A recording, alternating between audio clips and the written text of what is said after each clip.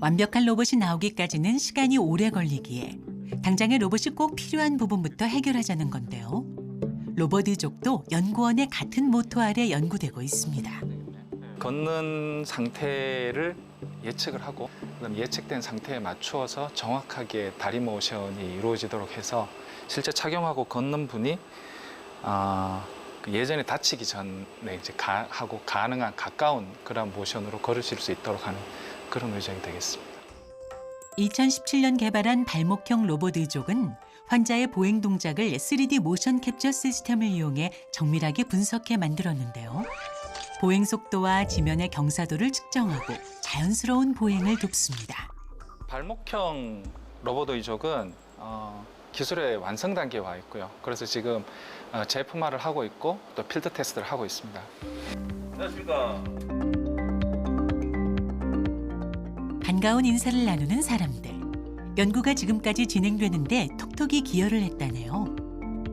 어떤 분들이세요? 두 분은 실제로 지금 이 발목형 의족하고 무릎형 의족을 지금 착용하시고 그다음 계속 실험하면서 피드백을 주시는 분들이고 그랬어요. 의족을 차고 계시다고요? 네네. 안 그런 것 같죠? 전혀 모르겠는데. 최근 연구원에서는 국내에서 처음 시도된 새로운 기술 성과를 발표하며 주목을 받았는데요. 발목형 로봇 의족을 발전시킨 형태의 무릎형 로봇 의족입니다. 일상생활에서 무릎을 굽히는 움직임이 다양하기 때문에 상대적으로 기술 난이도가 높은데요. 아직 해결해야 할 과제가 남아있지만 벌써 기대감은 높습니다. 이제 개발이 이게 완전히 완성이 되면은 훨씬 더 도움이 될 것 같아요. 지금 이렇게만 걸어도 많이 가벼워요. 그래서 이제 착용하시는 분들은 아실 거예요. 이제 차주는 동작에서 이제 얘네가 다리가 도와준다는 그 힘만으로도 아마 평지 보행 많이 하시는 분들은 되게 가볍게 느껴지셔서 좀 스트레스가 좀 덜 하실 것 같아요. 발목형 의족의 경우 지속적인 연구를 통해 계단을 오르면서도 자연스러운 보행 상태가 유지돼 몸에 주는 부담도 훨씬 줄었는데요. 지난번보다는 월등하게 나아진 것 같은데요. 네, 올라가시는 모습이나 네, 이런 것들이 네. 중심 이동이 이렇게 많이 안 되시는. 맞아요. 계단을 내려오실 때 현저하게 좋아지신 것 같아요. 네.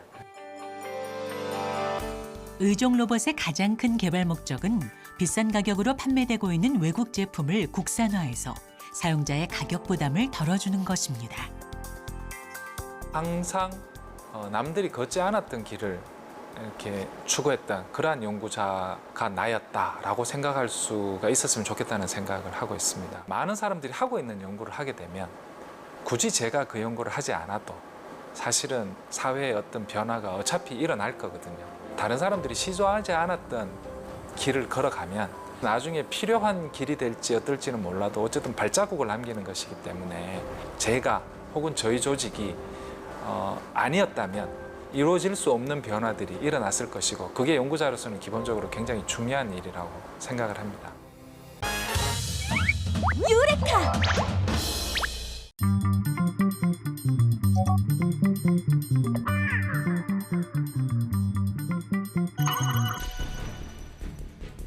미사일 지침. 그 시작은 1970년대로 거슬러 올라갑니다. 당시 박정희 대통령은 주한미군 철수와 북한의 4대 군사 노선을 경계하며 평양 공격이 가능한 미사일 개발을 지시했고 1978년 우리나라 최초의 미사일 백곰이 탄생했는데요. 이에 핵무기 개발을 염려한 미국이 국내 미사일 개발 중단을 공고했고 우리 정부가 미국이 용인하는 범위에서 미사일을 개발하겠다는 서한을 보내며 일명 미사일 지침이 시작됐습니다. 백곰은 총을 만드는 기술조차 보유하지 못했던 당시 미국의 나이키 허큘러스를 참고해 만든 미사일입니다. 국방과학연구소가 항공공업사업이라는 위장 명칭 아래 진행해온 탄도미사일 프로젝트를 세계 7번째로 성공한 건데요. 기체의 설계 제작에서부터 유도 조종 장치, 소프트웨어 등 90% 이상을 국산 부품으로 완성했습니다. 백곰으로부터 국방과학 기술이 태동했다 할 수 있죠. 과거를 되돌아보면 하나의 미사일을 제작하기까지 수많은 어려움이 있었습니다. 부품 제작을 위해 직접 발품을 팔아가며 공장을 찾아다니는 것은 물론 화재와 같은 각종 크고 작은 사고를 겪었음에도 기술 확보를 위해 노력했는데요. 그 집념의 도전은 우리나라가 각종 유도 무기를 제작할 수 있는 기반이 되어 산업 기술의 발전은 물론 자주 국방을 꿈꿀 수 있도록 했죠. 백곰 개발 이후 후속 미사일을 준비하던 1980년대 초 전두환 정부는 미사일 개발에 제동을 걸었습니다. 하지만 북한의 아웅산 테러 사건으로 인해 미사일 개발은 다시 탄력을 받기 시작했는데요. 이때 등장한 미사일이 바로 현무-1입니다. 미사일 지침에 따라 사거리 180km, 탄두 중량은 500kg으로 제한돼 있었지만 백곰보다 명중률이 향상되는 등 기술적 진보를 확인할 수 있었죠. 1990년대에 들어서며 한국은 미사일 분야의 본격적인 도약기를 맞이하였습니다. 궤도식 차량에 실어 발사하는 천마, 적의 항공기를 타격할 수 있는 휴대용 미사일 신궁, 적의 전차를 공격하는 미사일 형궁 등을 개발해 실전에 배치하였고 무기를 수출하는 기술 강국으로 거듭났죠.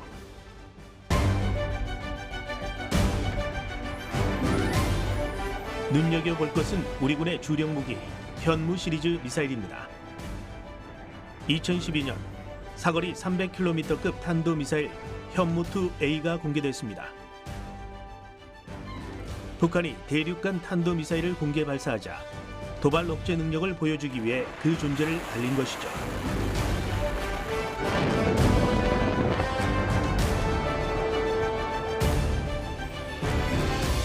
현무-2A의 사거리 300km는 2001년 미사일 지침 1차 개정 때 합의된 것으로 북한 대부분이 반경안에 들게 됩니다. 이후 등장한 현무-2B와 현무-2C는 2차 개정에 따라 북한을 넘어 중국, 러시아까지 도달할 수 있게 됐으며 탄두 중량 제한이 사라진 3차 개정 당시 개발에 착수한 현무-4는 2톤의 탄두를 싣고 800km까지 비행 가능한 수준이라 알려져 있는데요. 국내 미사일 기술은 미사일 지침에 따라 성장해 왔음을 확인할 수 있죠. 유레카!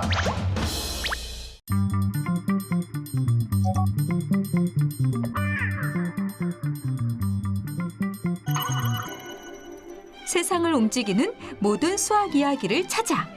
오늘은 애셔의 디자인 세계로 떠나봅니다. 네덜란드에서 목판화를 전공한 애셔는 정식 화가가 된 후 여러 나라를 다니며 작품 활동을 시작했습니다. 그러던 중 그는 우연히 스페인의 알람브라 궁전을 찾게 됩니다.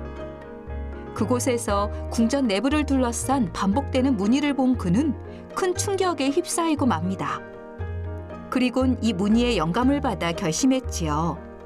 그래, 이 무늬처럼 반복과 순환을 이용해 작품을 만드는 거야.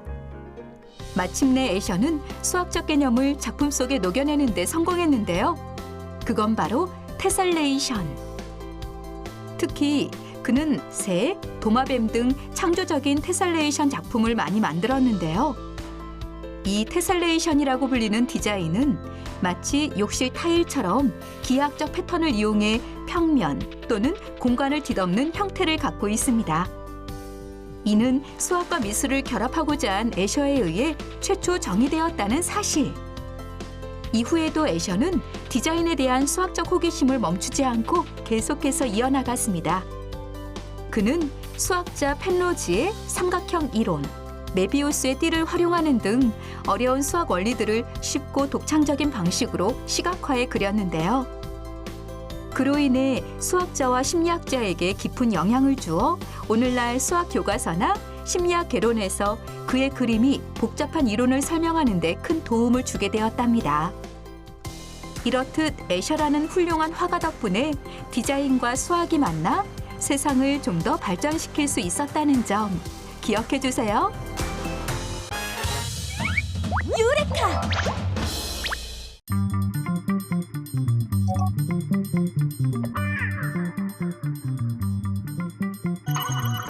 고된 일임에도 불구하고 자기장의 변화를 분석하고 연구하는 이유는 지구의 안전과 직결된 문제 때문이라고 합니다. 여기. 이게 지구가 여기 있는 거고, 또 바깥쪽은 여기 점점이 보이시나요? 이게 태양풍 입자들을 표시한 거예요. 고에너지 양성자들, 전자들이 지구를 향해서 오고 있지만 지금 태양풍이 우주 방사선을 품고 지구를 향해서 달려 나오고 있는 중인데 그거를 다 막고 있는 자기권이 있어요. 그래서 우리는 대부분은 안전한데 양쪽 극 지역에 자기력선이 열려 있는 부분이 있어요. 양극 지역으로 태양풍의 입자들이 들어올 가능성이 생기는 거죠. 그렇게 들어온 입자들이 원래 거기에 있었던 지구 대기에 있었던 질소 분자, 산소 분자와 상호작용을 해서 내어놓는 빛이 오로라예요. 태양풍은 아름다운 오로라를 만들지만 북극 항로를 지나는 항공기 탑승자의 피폭 문제를 발생시킵니다. 이쪽으로 가게 되면 최소 30분에서 1시간 반 정도 비행시간이 단축이 돼요. 비행시간이 단축된다는 얘기는 기름을 덜 써도 되고 기름을 무게를 줄일 수 있다는 얘기는 그 무게만큼 승객과 화물을 더 실을 수 있다는 뜻이에요. 경제적인 이유로 만약에 다른 문제가 없다면 그 항로를 이용하지 않을 이유가 없어요. 그런데 문제가 있죠. 어린아이거나 임산부 같은 경우에는 더 작은 양에도 민감할 수 있는 문제고 건강한 남성이더라도 그게 평생에 걸쳐서 누적되면 어느 정도 양이 누적이 되는지를 본인이 알고 있어야 한다는 거예요. 건강이 직결된 문제니까. 그런 안전에 대한 문제에 있어서는 양보가 없어야 된다고 저는 생각했기 때문에 실제로 승무원은 원자력 발전소 종사자보다 피폭량이 많았는데요. 2009년부터 매일같이 승무원을 만나 발로 뛰며 연구한 끝에 2012년 우주 방사선에 관한 안전규정 법률이 마련됐습니다. 정말 지난한 일이죠. 네. 그런 일들이 바탕이 되어야만 그 다음 단계를 나갈 수 있기 때문이에요. 정밀함, 안정적인 꾸준함이 있어야 그 다음 진보가 있습니다. 안전에 있어서 타협은 없다는 황정아 박사. 우주 방사선 시행령이 만들어진 뒤에도 개정안을 위해 후속 연구를 진행해 새로운 장비도 만들었습니다. 항공기 고도에서도 실측할 수 있는 장비를 이제 그러니까 개발한 거거든요. 국내 최초고요. 그리고 그 장비가 원래 에너지 대역이 한 0.4에서 한 500kb까지만 볼 수 있었다면 조금 더 장비 성능을 개선을 해가지고 이제 곧 저 장비 가지고 실측 실험에 들어갈 거예요. 네. 수십 년 전 만들어졌던 장비는 값이 부정확하다는 문제가 있었는데요. 이를 개선한 새로운 장비를 만든 것입니다. 유레카!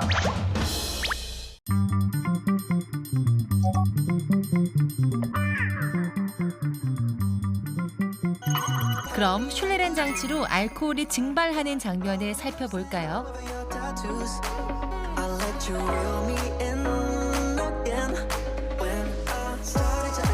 알코올은 증발하면서 주위로부터 열을 흡수하는 흡열 반응을 하는데요. 알코올 솜으로 피부를 문지르면 시원하게 느껴지는 것도 흡열 반응 중 하나입니다. 알코올이 기화에 날아가면서 몸에 있는 열을 빼앗아 체온이 내려가기 때문에 시원해지는 거죠.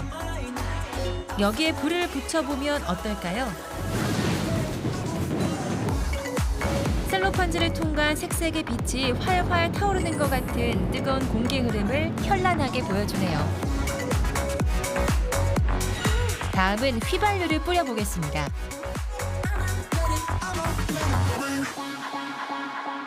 알코올보다 확연하게 많은 양의 증발된 기체들이 슐레렌 장치에 보이네요. 증발은 온도가 높아질수록 더 잘 되는데요. 요즘 같은 더운 여름에는 상대적으로 기온이 낮은 아침에 주유를 하는 게 좋겠네요. 무색무취의 독성이 없는 헬륨은 우주에서는 수소 다음으로 풍부한 기체이지만 지구에서는 매우 희귀한데요. 대기보다 가볍기 때문에 지구의 중력을 받지 않고 우주로 계속 빠져나가기 때문입니다.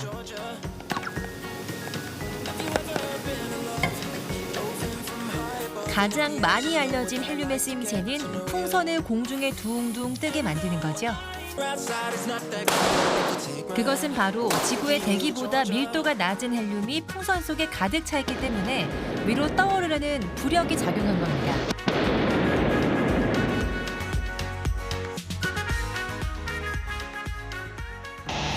마지막으로 아주 무시무시한 기체를 만나보겠습니다.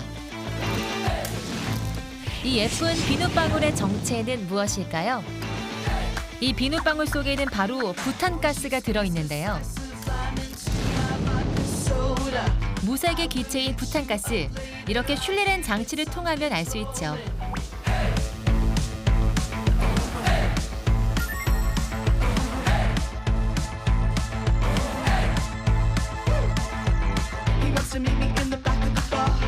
부탄가스는 매우 잘 타기 때문에 주로 연료로 사용되는데요. 부탄가스를 넣은 비눗방울에 불꽃을 떨어뜨려 보겠습니다. 슐리렌 장치와 초고속 카메라로 보니 폭발함에 나오는 충격파와 온도의 변화를 화려한 색상의 변화로 볼 수 있네요.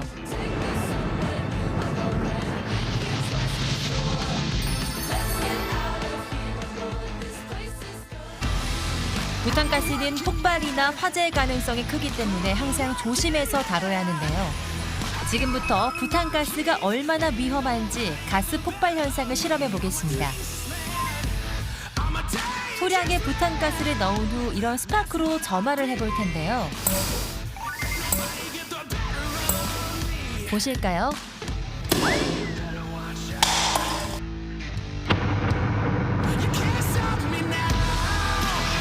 로켓이 발사되는 것 같은 강력한 파괴력이 보이시나요? 부탄가스는 공기에 비해 무거워서 잘 날아가지도 않고 아래로 모이는데요.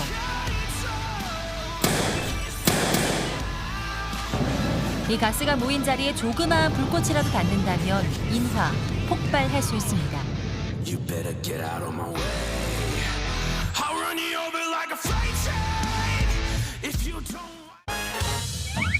유레카!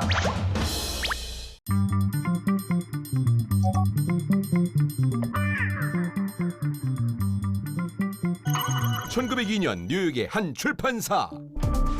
뉴욕은 바다와 인접한 도시로 매년 여름철만 되면 엄청난 습기가 몰려오는데 이 때문에 인쇄소에서는 용지가 변질되는 일이 많아 큰 손해를 입었다. 결국 전문가를 고용한 인쇄소. 그때 찾아온 이는 한 제철소의 엔지니어였던 윌리스 하빌랜드 캐리어였는데 뭐 미리 얘기는 들었지만 여기는 정말 베리베리 쏘하시네요. 네, 이게 더운 건 그렇다 쳐도 이게 습한 게 문제인데 이거 어떻게 해결 안 될까요? 뭐 제가 한번 연구해 보도록 하겠습니다. 와, 여기 뭐 얼마 후 그가 개발했다는 기계. 탱크와 배관들이 복잡하게 연결된 모양이었는데 이 장치는 제가 고안한 공기 조절 장치입니다. 액체는 기체로 변할 때 열을 흡수하게 되지요. 그 원리를 이 장치에 응용했습니다. 그래서 주변의 온도를 빼앗아 시원하게 해주는 겁니다. 이 기계가 바로 오늘날의 에어컨. 캐리어 박사는 압축기, 응축기, 팽창 밸브, 증발기 등을 장치 안에 장착했는데 그 원리는 이러했다. 먼저 기체가 압축기로 들어가면 압력이 올라가며 주변에 열을 발생시키는데 이 과정에서 열을 빼앗긴 기체가 액체화된다. 그 액체는 이렇게 생긴 팽창 밸브를 통해 나오게 되는데 보시다시피 입구는 좁고 나오는 곳은 넓죠. 그러다 보니 압력이 급격히 저하가 되면서 온도가 내려가게 되는 겁니다. 그렇게 차가워진 액체는 증발기로 이동하고 주변에 열을 빼앗으며 기체로 증발하게 되는 것인데 그리고 이 증발기 뒤에는 선풍기 팬을 붙여서 시원한 공기가 퍼질 수 있게 하는 겁니다. 아니 어떻게 그런 생각을? 당신은 천재입니다. 오늘은 시원하게 웃으세요. 그렇게 캐리어 박사의 공기 조절 장치는 인쇄소, 담배 공장, 필름 공장 등 습기가 없어야 하는 산업체에서 먼저 사용되기 시작했다. 처음 개발한 공기 조절 장치는 물을 이용해 공기를 냉각시켰지만 연구를 거듭하며 증발이 빠른 암모니아나 프레온 가스를 냉매로 사용하게 됐는데 이로 인해 장치의 크기가 더 작아지며 수요도 늘어났다. 1924년엔 디트로이트의 한 백화점, 1925년엔 뉴욕의 리볼리 극장, 그리고 1929년엔 백악관에도 에어컨이 설치되며 산업 현장에서만 사용하던 에어컨이 점점 대중화되기 시작했다. 산업의 필수품에서 이제는 생활의 필수품이 된 에어컨. 이를 개발한 캐리어 박사는 여름마다 인류의 구원자로 칭송받고 있다. 유레카!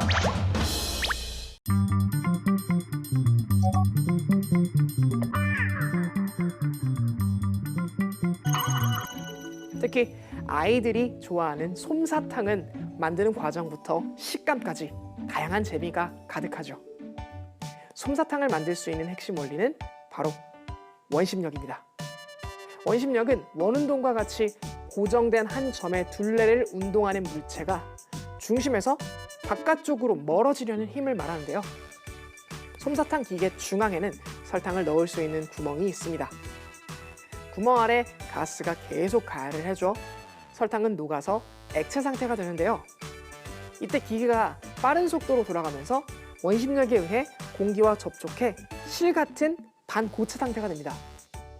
기계에서 바람을 일으키면 설탕실이 모여들고 젓가락이나 막대기에 감으면 달콤한 솜사탕이 완성되는 것이죠. 그런데 이 솜사탕에서 힌트를 얻어 첨단 기술이 개발되기도 했는데요. 실이 복잡하게 얽힌 솜사탕 구조가 인체 모세혈관과 흡사해 인공혈관을 만든 것입니다. 미국 반더빌트 대학교 성학준 교수팀은 설탕 대신 열 반응성 하이드로젤이라는 물질로 실 뭉치를 만들었습니다. 이 열 반응성 하이드로젤은 인공적으로 만든 사슬 모양의 화학 물질로 평소에는 액체 상태이지만 32도의 온도에서는 사슬이 서로 결합해서 고체로 변하는데요. 온도에 따라 상태를 쉽게 변화시킬 수 있고 인체에 해를 주지 않아 인공 생체 재료로 많이 사용됩니다. 실제로 연구팀이 실험해본 결과 솜사탕 기계로 만든 인공 모세혈관은 실제 모세혈관처럼 주변의 세포에 화학 물질을 성공적으로 전달했습니다. 유레카!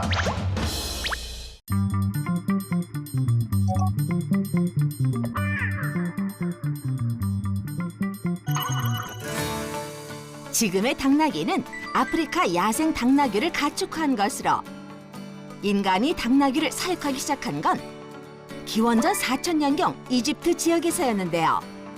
당나귀는 약 6000년이 넘는 시간 동안 운송수단으로서 인류의 역사와 함께 해왔답니다. 자, 그럼 오늘 시크릿 주지에서 가축계의 강아지라 불리는 당나귀에 대해 자세히 알아볼까요? 매끈한 다리, 초롱초롱한 눈, 강력한 이빨을 가진 귀여운 생명체 당나귀. 당나귀는 1년 동안의 임신 기간을 거쳐 한 번에 한 마리의 새끼를 낳는데요. 아기 당나귀는 보통 태어난 지 1시간 만에 걸음마를 한답니다. 귀여워. 이 꼬마 친구 너무 귀엽게 생겼는데? 겁이 많고 외로움을 많이 타는 당나귀는 무리 생활을 하는데요. 한 마리만 사는 애들이 아니라 무리지어서 살아야 되는 동물이거든요. 그러다 보니까 한 마리만 키우게 되면 많이 외롭죠. 쓸쓸하고. 그러다 보니까 당나귀는 한 마리가 아니라 못해도 2마리 이상은 키워야 얘네들이 이제 사회적 동물의 역할도 할 수 있고 그런 식의 동물이라고 보면 됩니다. 기를 때도 애정이 꼭 필요한 동물이랍니다. 그런데 사육사님이 갑자기 당나귀를 어딘가로 데려가려는데요. 이 친구 오늘 발굽 잘라야 되는 날이라 발굽 좀 정리해 주려고 데리고 가려고 하고 있습니다. 당나귀의 발굽은 사람의 발톱처럼 잘라도 아프지 않다는데요. 굽을 제때 잘라주지 않으면 염증이 생길 수 있어 관리가 필요하답니다. 사육사님이 부지런히 움직인 덕분에 어느새 발굽이 깔끔해졌는데요. 보기만 해도 개운하네요. 나도 시원해. 타고난 끈기와 지구력으로 인류의 역사와 함께온 동물 당나귀의 특급 시크릿은 시크릿 주주에서 공개됩니다. 모래 목욕. 당나귀는 하루에 한 번 정도 모래 목욕을 하며 몸에 붙은 기생충과 먼지를 털어내는데요. 걷다가 멈춰서 앞발로 바닥을 조금 문질러 흙을 부드럽게 만든 뒤 몸을 바닥에 뉘어 대굴대굴 구르며 흙과 모래에 몸을 비빕니다. 당나귀는 선천적으로 물을 좋아하지 않아 한여름이 아니면 물로 목욕하지 않습니다.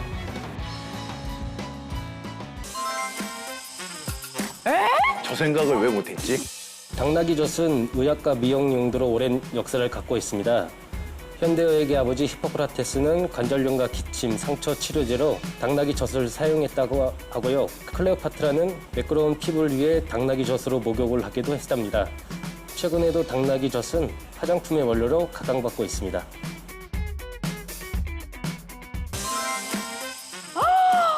맞네. 와, 너무 신기해. 당나귀는 귀를 스스로 청소할 수 없어 사람이 직접 귀안을 청소해줘야 하는데요. 당나귀 귀안을 청소하면 당나귀들은 눈이 스르륵 감기면서 입을 노물노물거리며 고개를 떨굽니다. 기분 좋게 잠이 드는 거죠. 와, 완전 신기해.